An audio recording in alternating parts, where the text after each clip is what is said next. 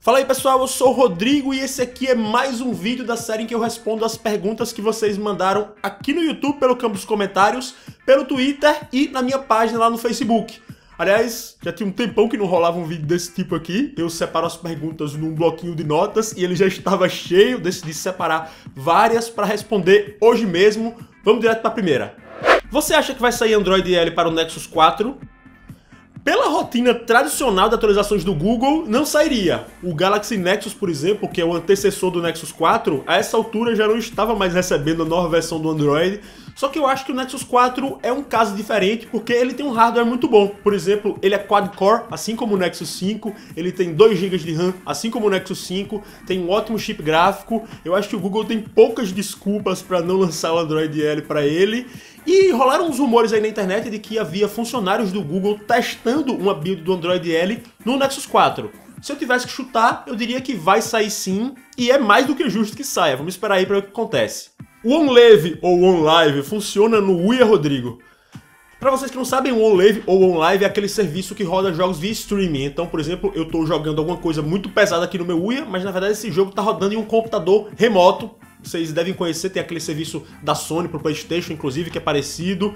E estão rolando algumas coisas nesse sentido no Uia atualmente, só que eu não testei, galera, porque sinceramente não dá nem empolgação de fazer isso. Aqui no Brasil as conexões ainda são muito ruins, o ping é muito alto, as conexões caem, e a gente sabe que para rodar um serviço desse tipo a gente tem que ter uma conexão muito em dia, muito certinha.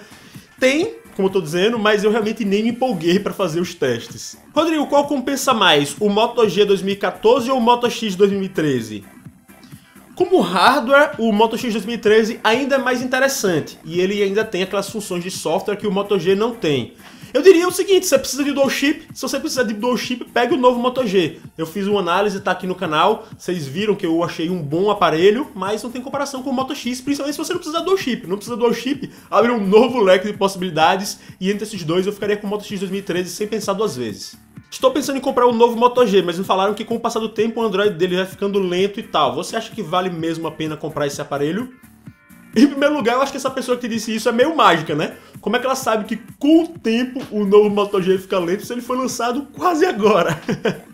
Enfim, falando sério, eu já utilizei o antigo Moto G, que tem o mesmo hardware basicamente em termos de potência, e isso não aconteceu. Ele tem os requisitos necessários para que o Android não fique carrocento. Tem um processador decente, tem uma boa quantidade de memória e tem um Android quase puro.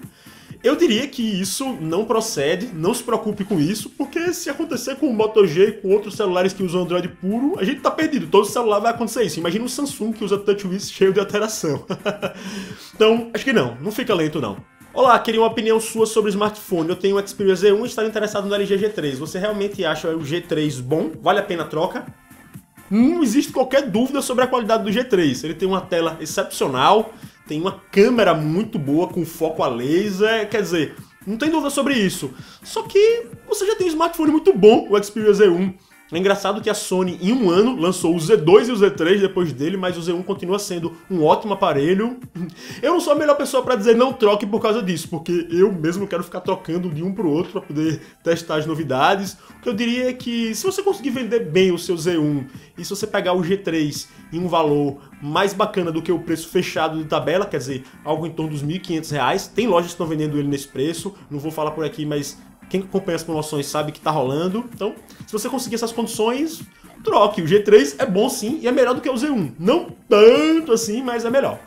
Dúvida, Nexus 5 ou Samsung S4? Me ajude, tô querendo comprar um dos dois. Desde já, grato. Aí a gente cai no campo da pura opinião pessoal, pura questão de gosto. O meu gosto, eu prefiro o Nexus 5, porque ele usa Android puro e isso pra mim praticamente já basta, mas eu gosto do formato dele, ele tem aquele fundo fosco, pelo menos o preto e o vermelho, que é bem legal de segurar. O S4 tem a TouchWiz, que é um pouco pesado, enfim, eu sempre falo isso, fica até parecendo meio chato, e ele vai receber menos atualizações do Android. Então isso também é um ponto muito importante. Eu acho que os dois atualmente estão em preços parecidos. O Nexus 5 teve uma época que deu uma queda de preço, ele encontrado a 999, chegou até a 899 uma vez, mas agora o preço deu uma subida e está bem próximo ao do Galaxy S4. Opinião pessoal minha, Nexus 5. Vale a pena comprar o Samsung Galaxy Tab 3 Lite para jogos Android? Olha, ele vai rodar jogos Android, talvez até a maioria dos jogos disponíveis no Google Play. Só que não é um tablet voltado para jogos. Isso acontece muito, as pessoas compram tablets mais fracos com altíssimas expectativas sobre eles. Então assim, os jogos pesados que ele for rodar provavelmente não vão ser as configurações máximas, talvez dê um slowdown aqui e ali. Eu acho que se eu tivesse que te indicar um tablet na faixa de preço do Galaxy Tab 3 Lite e que é o superior a ele, provavelmente vai rodar jogos melhor, eu indicaria o tablet da Lenovo, o S5000, que eu inclusive fiz um unboxing dele aqui no canal, testei lá o Modern Combat 5, ficou muito bom. Eu diria que vá desse Lenovo porque ele tem características muito próximas às do Tab 3 Lite, só que tem um hardware melhor, tem uma tela que eu achei melhor também, eu acho que é uma melhor compra. Olá, tudo bem? Eu ainda estou em dúvida se vale a pena comprar o G2, o LG G2. Porque temo que não enviem atualizações futuras do Android, deixando-o obsoleto. O que você acha? Se você tiver em dúvida entre pegar ou não o G2 por causa de atualizações no Android, não pegue. Porque eu sinceramente acho que a LG não vai levar muito adiante as atualizações no G2, porque é a política da empresa mesmo. Tem empresas que atualizam mais, tem empresas que atualizam menos. A Motorola, por exemplo, está atualizando direto o Moto G, o Moto X, enfim, até o Razr HD antigão está recebendo atualizações do Android. Então, quer dizer, mas eu acho que ele já é um celular bom agora. Eu acho que é isso que você tem que considerar. Se você estiver pegando um celular e naquele momento da compra ele for bom o suficiente, esses celulares que não usam Android puro, eu acho que devem utilizar esse critério, sabe? Mas se você não abre mão mesmo de atualizações, acho que não pega o G2 não, porque talvez você se decepcione. Oi, Rodrigo, por favor me responda, o Moto X vicia a bateria? Acho que essa coisa de viciar a bateria meio que ficou no passado. A gente tinha aquela ideia de que deveria carregar por um dia inteiro a bateria, tem que fazer isso, aquilo para não viciar. Atualmente isso não acontece tanto. O que acontece é que a bateria, depois de muito tempo sendo usada, ela perde um pouco da sua capacidade de reter carga. Então, por exemplo, depois de muito tempo utilizando intensamente, ela vai ficar com 80% da capacidade do que ela podia antes, alguma coisa assim. Então, acho que não é uma coisa para se preocupar. Pegue seu celular, carrega a bateria, não encuque muito com isso, porque eu acho que não vale a pena, você vai perder vida se importando com uma questão que vai fazer muito pouca diferença. Olá, qual a sua opinião sobre custo-benefício entre Lumia 520 e Moto E? Bom, eu acho que o Moto E tem um custo-benefício um pouco melhor porque ele tem TV digital e tem dual chip. Os dois são dispositivos bem simples, né? Agora, se você colocar aí o Lumia 530 na jogada, ele já tem dual chip e as coisas já ficam um pouco mais pareadas. Se você colocar então o Lumia 630, que nem é tão mais caro do que o 530, aí eu acho que já é até melhor o Lumia 630, porque ele tem uma tela bem legal, tem um design que eu acho bonito, tem TV digital, tem dual chip. Eu acho o 630 interessante. Apesar de já ter criticado aqui, porque ele meio que bagunçou as especificações, tem um vídeo sobre isso, enfim, deixa isso pra lá. É mais ou menos isso. Entre o 520 e o Moto E, eu acho que o Moto E é mais jogo. Como coloca Tegra 3 no celular LG E405F?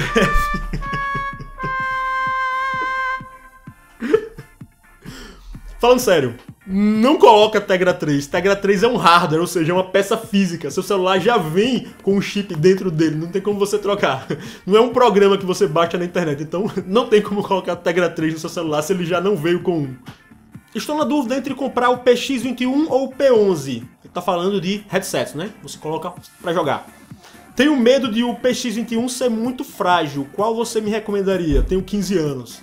Independentemente de sua idade, o PX21 é frágil mesmo. O P11 não é aquela coisa mais resistente do mundo, mas eu tenho um e já peguei um PX21. Para mim o P11 é claramente mais forte, né? Ele tem um acabamento mais durável do que o PX21. Agora, depois de usar o P11 por muito tempo, eu cheguei à conclusão de que o áudio dele não é tão bom assim quanto o do PX21. Quer dizer, o do PX21 é um pouquinho superior. Aquela coisa, né? O que é que você valoriza mais? Se você quer qualidade de áudio, talvez seja mais jogo PX21, embora esteja ciente de que ele realmente não é tão durável assim. São vários os relatos na internet de que as pessoas pegaram, estavam usando normalmente e de uma hora para outra quebrou alguma coisa nele. Dê uma olhada aí no PX22, que deve ser mais ou menos parecido em termos de qualidade de som. E, não sei, eu acho que talvez tenha ficado mais resistente. Eu não tenho informação sobre isso, não testei o PX22 pessoalmente, então não sei, mas pesquise aí, né? É sempre bom pesquisar pra gente ver qual é a melhor opção. Vale a pena instalar o CyanogenMod 11 no Nexus 5?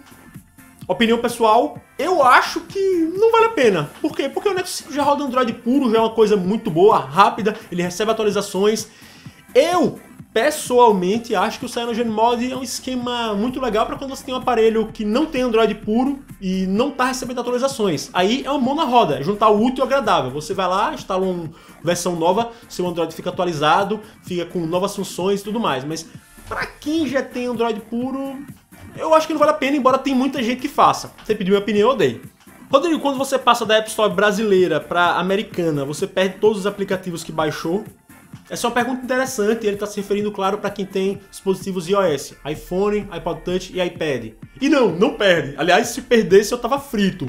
Muitas vezes sai um jogo só na App Store da Nova Zelândia. É um jogo gratuito e eu quero baixar e ele vai ficar só na Nova Zelândia por um bom tempo. E aí eu mudo aqui meu aplicativo, minha loja para a App Store da Nova Zelândia, baixo, fico um tempo lá, depois sai um na americana, eu mudo para americana, tenho o crédito de gift card lá, compro, depois mudo para brasileira, eu tô sempre mudando. É um processo meio chatinho, porque você tem que trocar o endereço lá nas informações da loja e tudo mais, só que em relação a isso que você perguntou, é tranquilão, você não perde nada e seus aplicativos continuam todos lá guardados em sua conta. E é isso aí, pessoal, espero que vocês tenham achado interessante esse vídeo hoje. Se vocês gostaram, cliquem em gostei.